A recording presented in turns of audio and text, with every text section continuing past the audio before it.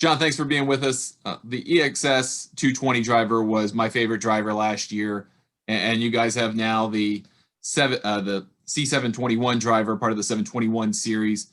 So, what's better or different about the C721 compared to the EXS 220, which was a forgiveness monster?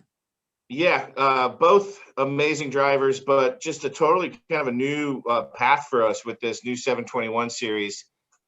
We utilized 20% more carbon fiber than we've ever used in a driver design. And so that created these carbon wings that surround, I actually have the driver right here, right?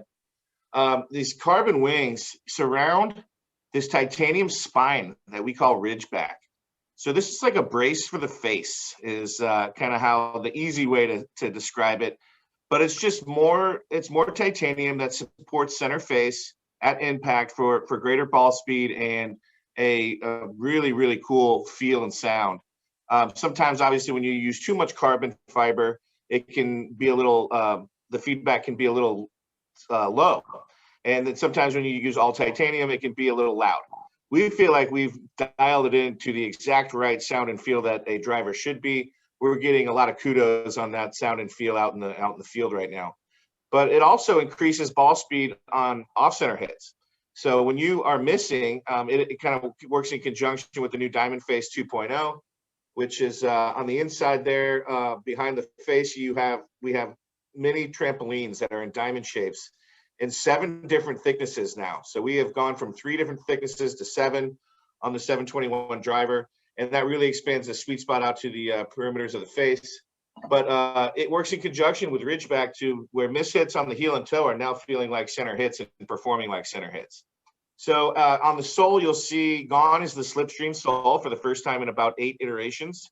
And that is because we wanted to use these carbon wings to put the center of gravity exactly where we wanted it. So what we've accomplished, the design goal behind this driver, was high launch in conjunction with low spin. And we are seeing that across the board. This is the lowest spinning driver we've ever produced. The big tests that happened in the driver markets have come out recently, and this was the lowest spinning driver of anything tested.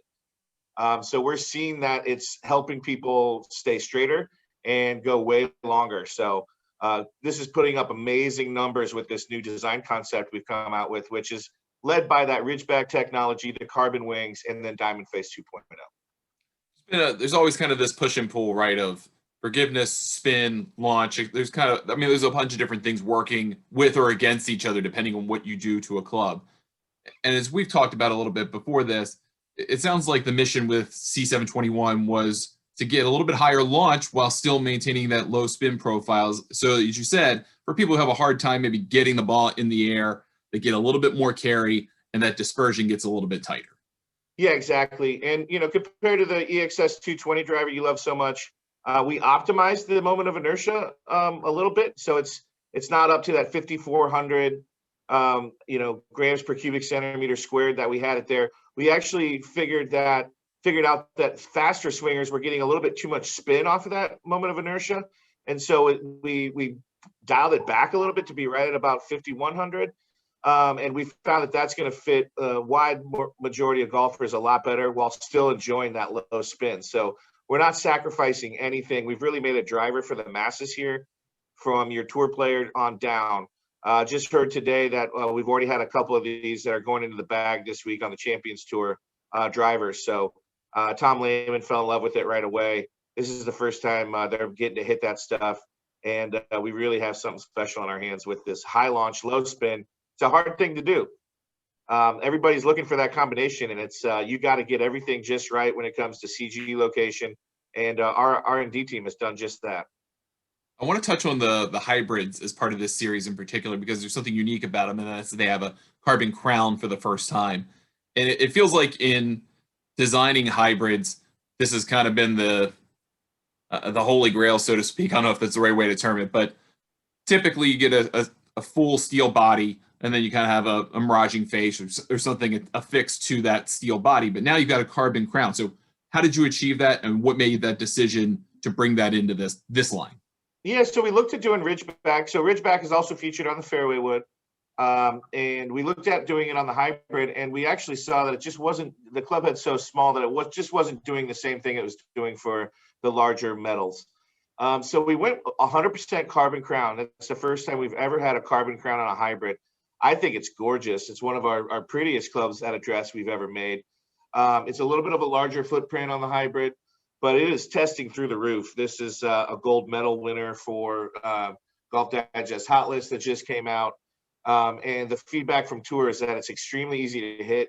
We actually wanted this to have a little bit more spin than our previous iterations. You know, we've got the EXS Pro that's still in line, which is a very low spinning anti-left hybrid. We wanted this to actually get up and land a little softer on greens a little bit more, and we've accomplished that. But man, the sound that you get out of this all carbon crown is something special. It's something to write home about. I'm in love with this hybrid. I think it's very, very playable, and it's good looking. It sets up just right, and it's got just the right amount of power, and and just the right amount of spin as well. The carbon crown piece of it, I think I always thought that would help tremendously with a hybrid, because you're trying for a lot of players, not every player, but for a big 10 of players, you're trying to get that center of gravity lower and more back, and that carbon's going to give you some more discretionary grams to do that.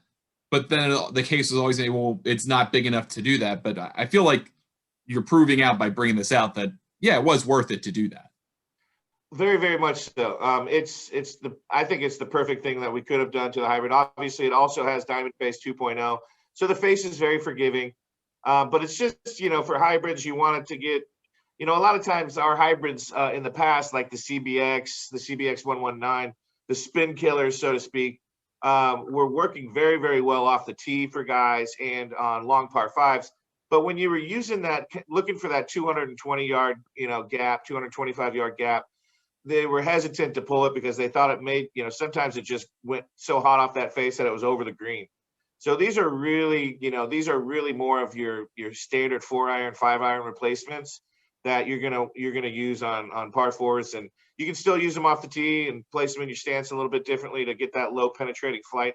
But it's just going to be a little bit easier to get up in the air right off of impact. Did want to show you the Fairway Wood since we skipped over it.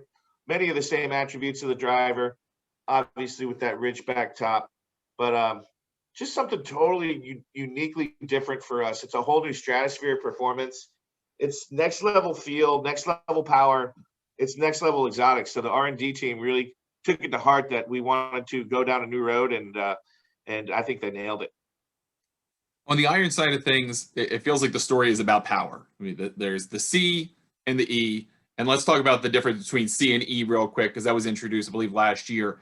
But to try to create distinct differences between a player who's maybe a little bit better of a player and someone who needs a little bit more game improvement side of things. So can you break down the difference between C and E in the 721 irons?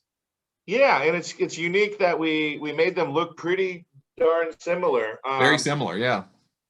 So that was a design goal. So you can't really tell them apart from far away. But what I have here is the E. The easy way to tell it apart is there's a nice black line you can see on this undercut cavity. So undercut cavity that has been filled with a TPU, a performance TPU that we call VIBRCOR. It's a new technology for us. It's actually in two different places inside the club head. So they interact with each other to create this, again, next level feel. So it matches the metal woods as far as this messaging of this is the best feeling and most powerful stuff we've ever created. We've also brought Diamond Face 2.0 to the party on the irons for the first time.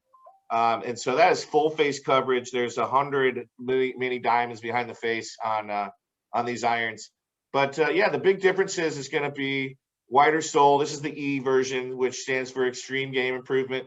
The C is totally injected inside of a hollow body with that TPU, that VIBRCOR technology. A little bit, you know, thicker top line on this. These are power producers. These are made to just absolutely get the ball up and going as far as possible. And so these lofts are jacked a little bit, but we're seeing that these two clubs have the same apex heights from iron to iron, but that you're just going to get about 6 yards longer on the E versus the C. Now the C is very interesting because this is our first jump into player's distance category. A really nice top line on this that most players will look down at and enjoy. Again, this is a hollow body that has two areas of VIBRCOR injected into the club head. It actually makes this iron feel more like a full-fledged forged iron.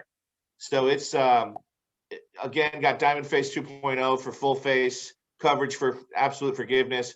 But these lofts are a little bit more traditional. So you're going to see, kind of a little bit of a pullback on distance, so you're not having to adjust and get, used to these new club longer irons that we have. So yeah, this is for your better player who is looking for the best in forgiveness and power, and really beautiful design. So I think these are going to be what I'm gaming. I think that's more up my alley. I haven't hit a player's distance iron ever, actually. At least I haven't gamed one.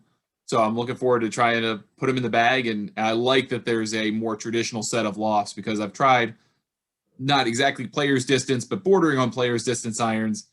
And the distance gains were almost frightening, and in a bad way. Not like, oh, it goes 20 yards longer now. It's like, oh, it goes 20 yards longer now. Right. And you kind of need to dial in.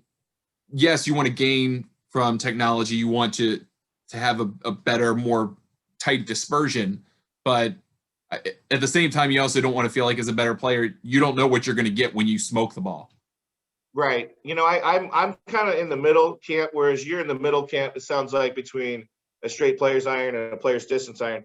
I'm in that middle camp of player's distance and game improvement. I need all the help I can get, especially with my iron play. I just still have this, probably being in the golf industry for 20 years, I have this thing with offset and top lines. And yeah, so this sets up perfectly to me, which gives me a little bit more confidence. And I'm a low ball hitter anyway. So I probably would benefit a little bit more from the E. So I'm in that camp where I actually need to go to our fitters and say, hey, guys, I want to see the results. But, my eye kind of lies to me and says I need to be in the players category. But my game tells me I need to be in the game improvement category.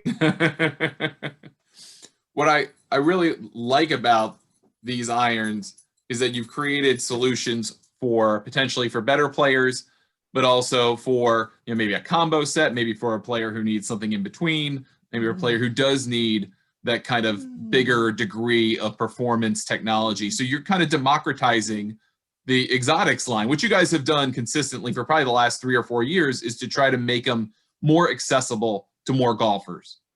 That's really the goal behind everything we do. EXS 220 was a huge step forward for us with that. It's why we had so many of them in play on Champions Tour. We had 20 different guys on the Champions Tour playing our drivers last year. None of them were compensated in any way to do so. They were just trying it out, and based on the results on the range, it was going into play. Well, that happened with 20 guys in 15 events last year. And the real reason why that was, Ryan, is because of our big breakthrough in sound and feel with that line. And we've even ratcheted up even more so with 721. So I expect to get even more drivers in play on tour. And so it's fitting this wide range of guys, from guys who are swinging 115 miles an hour to guys who are swinging 100 miles an hour to guys who are swinging 90 miles an hour. It's a really hard thing to do. That's why all these companies are making different versions of each little driver. Well, our focus has been to find out what works best for everybody. And I feel like we just keep getting better and better at that game. And what really is helping us along is this new stratosphere of sound and feel that we've done with, the 220, the Pro driver they have, and then the 721. They all have these internal walls that we built up, sound diffusion panels that kind of act as acoustic bounce off points. And so then you add in the carbon and the Ridgeback with this new 721, and you've got something really, really different as far as sound and feel. And it's something that the pros are adopting really, really quickly. And it's something that consumers are now saying, hey, I think Tour Edge may have some of the best sounding stuff out there. So it's that concentration that R&D put on that in the last few years has really paid dividends. And one last thing I want to underscore before we go is the great value that Tour Edge Exotics is relative to peers in the space, high performing equipment that is not $550 for a driver, $600-700 for a driver. I mean, it's right in that $400 range. And for the irons, $120 a piece. I mean, that's very competitive for the technology that you're getting. You're going to get something in your bag that's not going to cost as much, and it's going to play just as well as anything you can find. Yeah, that's why our company motto is pound for pound, nothing comes close. So that's everything we make. We try to have that value benefit to it, but especially with exotics and 721, this has been out in the field for a couple weeks. We've gotten calls from a handful of club fitters out there who work with us pretty closely, and they've called to say, guys, early testing is showing this is a top 2, top 3 driver in the marketplace compared to all the big boys that are out there. We're seeing lower spin numbers than anything else, which obviously keeps you straighter, gets you going longer, stays, has you stay in the fairway. So the feedback has been through the roof on just how good this is at $400. It's outperforming $800 drivers.